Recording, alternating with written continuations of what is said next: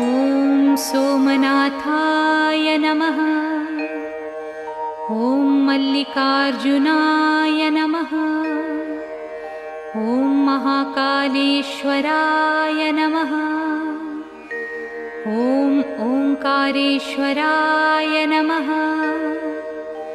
ॐ वैद्यनाथाय नमः।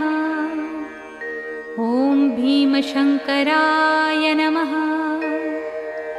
ॐ रामेश्वराय नमः।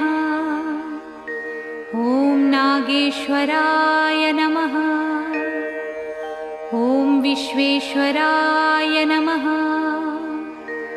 ॐ त्र्यंबकेश्वराय नमः।